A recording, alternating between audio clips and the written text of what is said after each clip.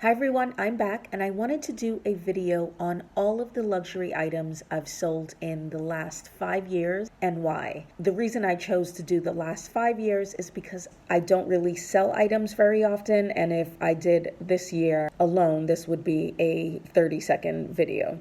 To be honest, I don't enjoy the process of selling things, so I almost always choose to go with an online consignment shop, and I inevitably lose money. I think that's one of my biggest pet peeves about the YouTube luxury community. The idea of Chanel, Louis Vuitton, and Hermes being investment items. You're guaranteed to get your money back or even slightly more, I think is a complete myth, with the exception of very few super sought after bags. And even with those bags, I feel like you have to take on the liability of selling those items yourself in order to make any real money on them. For example, my black Hermes Birkin with gold hardware in size 30. If you go on Fashion File right now, that bag is selling for about $7,000 over retail. However, if I sold my bag to Fashion File, I'll probably be getting exactly what I paid, but I'm really not going to make any money on that bag, even though it's probably one of the most sought after bags. And I can guarantee you that with any other bag that I sell to Fashion File or Yogi's Closet or The Real Real, I will lose money. So this may be a little controversial. I feel like the only people that really make money on bags are people who have quite a large YouTube or Instagram following, and their subscribers are willing to buy the bags from them rather than a big online retailer because they've watched them unbox. They're pretty certain it's authentic, and they have a relationship with that person. They've followed them for a long time. And in some cases, I feel like they just really want something that that person owned. Now, that's not going to be the case for most people, including me. Most people do not want the liability of selling bags that cost thousands of dollars and all the things that can possibly go wrong with that. So the safest way for most of us to sell is via a reputable online resale company where you get your money up front. Maybe in the future I'd be willing to take on that liability if I found a seller that I really trusted, but for now, that's the situation. It's also a lot easier to sell to these companies because if you don't have a well-known online platform or presence, it might be difficult to even find a buyer because people need to trust you enough to send you large sums of money. So that's my little mini rant on the YouTube luxury community, because I feel like a lot of these YouTubers present that scenario of maintaining value or increasing value as a common scenario, but it really isn't. It's really unique to their particular position as well-known luxury YouTubers or Instagrammers. So let's get on to the luxury items I've sold in the last 5 years and why. So I'm going to insert pictures for pretty much all of the items that I've sold, with the exception of the first two items, which were designer fashion watches, one from Gucci and one from Fendi, that I sold back in 2014. The watches by that time were between 13 to 15 years old, so they were pretty old. They were in great condition because I rarely ever use them. They were both discontinued styles and I didn't take pictures of them, so I don't have any information on them. But I sold them to a brick and mortar consignment shop and I didn't do my due diligence. So this was back before I even knew Fashion File was a thing. So I just walked in there with my watches, and the way they work is that they don't actually tell you how much they're going to consign them for. So that was a huge mistake. I got pennies on the dollar. I wish I didn't sell them, not because I want those watches back. I know that I could have sold them for a lot more, even to a Yogi's Closet, Real Real, and they're a big regret, but I'm a lot wiser now in how I sell things. The great thing about the online consigners is that they'll tell you exactly how much money you'll be getting back. So I would never make that mistake today. And I didn't sell anything else until 2017 when I sold my Saint Laurent clutch. It was called the Large Belle in a beige color. So I sold this bag for two reasons. First, I don't ever wear clutches.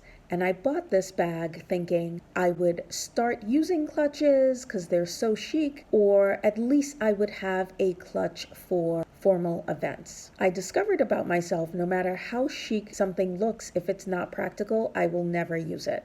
The other thing that I discovered is that even for formal events, I would just prefer to take a Chanel Classic flap, always. And lastly, that particular color of beige was not really easy to match. It was just an awkward beige that I just could never seem to match with anything unless it was an all black outfit. And if it's an all black outfit, again, I would just rather take a black Chanel. So this happens to be the only luxury item that I sold that I didn't lose money on. And that's only because I bought this bag at an outlet. I only paid $459 at the Saint Laurent outlet, and I sold it for $450. I also want to make a caveat about selling luxury items, especially in the US, which I discovered the hard way. No one cares about the tax that you pay or any shipping that you have paid for an item. So you're just going to have to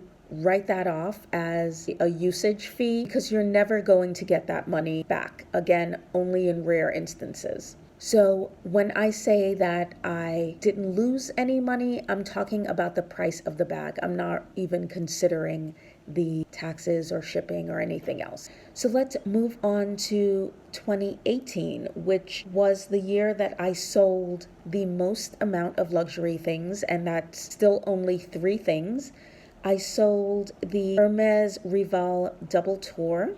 I sold that because I realized I'm not a leather bracelet person, and if I were going to be, I would much prefer a CDC bracelet, which is a statement bracelet that I would wear by itself. And I just didn't like the leather feel on my skin, especially in the summer. So the only Hermes bracelets that I like are the Click H bracelets, which have a lot of movement and they're not too hot in the summer and I can easily stack. The next 2 items that I sold also in 2018 were my 2 Hermes H belts. One was in a dark red, almost burgundy color with a brushed silver buckle. I believe the other side was in the Vuitton color, which is a gray. The other belt was a black box on one side and the standard Hermes gold Togo leather on the other side with a gold buckle. I sold both of these belts because I realized that I found the large H buckles a little showy for me. I just grew uncomfortable with them over the years. I also found myself constantly dropping the buckle on the floor when I took the belt off, so they got scratched really badly. I still really love the quality and the craftsmanship of Hermes belts, so I would love to get the thinner Rival belt at some point, but I'm not sure if I would really love the H buckle ever again unless it was in the really tiny size. So needless to say, I lost money. Not a ton, maybe a couple of hundred each, but I don't at all regret selling them. So finally, after at least 6 years of contemplating selling this bag, I finally did it. I sold my Chanel Surf Executive tote bag. I lost a ton of money on selling that bag. I should have sold it much sooner. I would have made more money. But as I said, I really don't enjoy selling things, especially bags, and I wanted to be 100% sure. I'm really glad I sold it, even with the big hit. The money went towards my Birkin, which I much prefer. Unlike a Hermes Birkin in a size 35 in Clemence leather, which is meant to be a slouchy, comfy bag. I love that bag in that size. This bag I think was intended to be a structured bag that just doesn't hold its shape. And the slouchiness on that particular bag really bothered me. Secondly, it had a shoulder strap, which was really awkward to carry. It didn't look good being carried on the shoulder strap, so I never did unless I really needed my hands to be free. And then lastly, I carried a bag charm on there that left a pretty significant scratch, and I never could get over how badly I damaged that bag. So even though I lost a ton of money, I don't regret selling it. I just wish that I had sold it sooner. One item that is not a luxury item, but I'll include it anyway since it was a sought after item, was my Henry Bendel Jet Setter backpack in the nylon with the silver hardware. I sold this particular one because I bought the same bag in the all leather version with gold hardware, and I just preferred that combination. It was a little bit bigger and just seemed way more luxurious. These weren't very expensive bags. Less than $150 was what I paid for them on sale, but I usually only buy one bag per year. And I bought both of these bags because Henry Bendel was going out of business and these were kind of collector's items. And I think I went a little overboard, but I realized that I wasn't going to use it and enjoy it. And so I sold it on, and I probably could have made a profit on it, but I just wanted someone else to have it and enjoy it. And I learned my lesson. I'm really much more of a one bag per year person. No matter the price, whether I'm buying a Birkin or a $100 backpack, it really takes me a while to acquire a new piece, enjoy it, and then I'm ready to move on to a new piece. And I found that to be about a year. This is not a hard and fast rule, but just in general, I only buy one bag per year. So the one time I didn't do that, I ended up selling the other bag.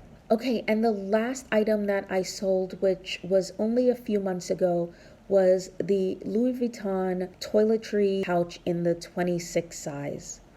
So I was using that pouch as a catch-all in my Neverfull, and I really loved having a catch-all of that size in my bag. The problem with this, which I feel no one mentions, is that if you're going to use that pouch in that way, you really need to keep it closed because eventually you will start getting cracking in the canvas. And I'm not someone that switches my SLGs, so I use this a lot, pretty much every day, and it had significant cracking. I took it to Louis Vuitton and they told me exactly what I thought they were going to tell me. We don't repair cracking. They suggested I take it to the leather spa, which I was going to, but that place is pretty expensive. And at that point, I had already gotten this pouch, which is identical in size, all leather, from Henry Bendel before it closed. It was around $40, and I just could not enjoy that pouch with the knowledge that every time I used it, I was damaging it a bit more. However, I didn't think that selling it was an option. I didn't think anyone would buy it on eBay. Who would buy a canvas item from Louis Vuitton that already has cracking? I know I wouldn't. It would cost a bunch of money to repair, so I wasn't willing to put any more money into it. But then when I went on the Fashion File website, they were selling some above retail that had cracking. I decided to submit it to Fashion File to see if they would buy it, and lo and behold, they made me an offer for, I think, $200, and I believe I bought it for like $375 or something. So yes, I lost money on it, but considering that I thought it had no value given the damage, I was happy to accept that couple $100 and keep it moving. And because I never used that bag as a clutch like other people seem to do, it just really had absolutely no use for me if I couldn't use it as a catch-all in my bag. I have other toiletry bags to travel with, so it just no longer served a function. So that's it, guys. Those are all of the items that I've sold in the last 5 years. So hopefully you were able to see that I really don't sell a lot. When I buy things, I really buy it with the intention of holding on to them for a really long time. And if I sell something, it's really because I've thought long and hard about it, and it really either serves no purpose or it's not bringing me any joy any longer. I think that's only 7 items maybe in 5 years. So the only items that I'm considering selling, but again, until I'm absolutely sure, I will not sell. I do not like having regrets, but I'll show you what I'm considering selling. The first item, I have it stuffed, is the Hermes Evelyn in the TPM size in Clemence leather in the color Eton, which is a beautiful gray.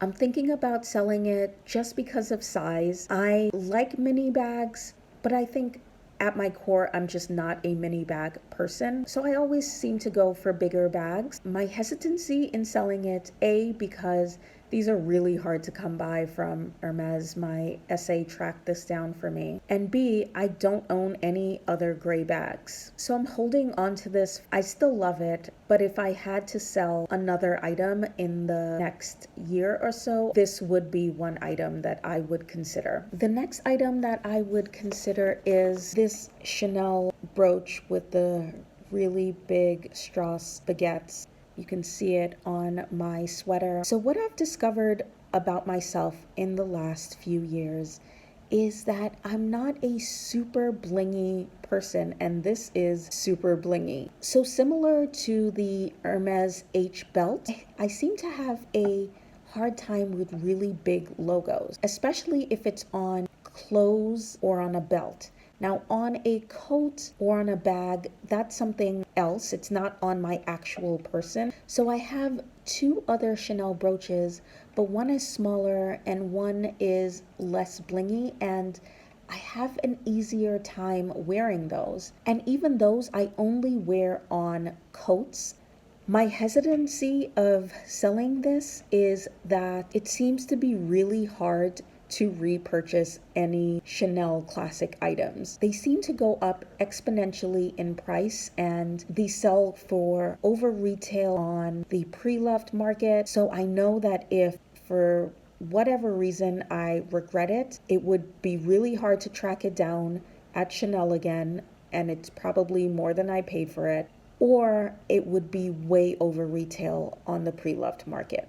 Those are the only 2 items that I would even consider selling, and even those items I'm not ready to part with yet. So hopefully you enjoyed this video and found it interesting to hear about what I've sold and my logic behind selling them, but also how long it takes me to make up my mind to sell something, how much thought I put into it. And that's why it takes me so long to decide to buy any items, because I know if I don't want it, it will probably be a good long time before I muster up the nerve to sell it. So hopefully you enjoyed this video. Let me know if you have any questions.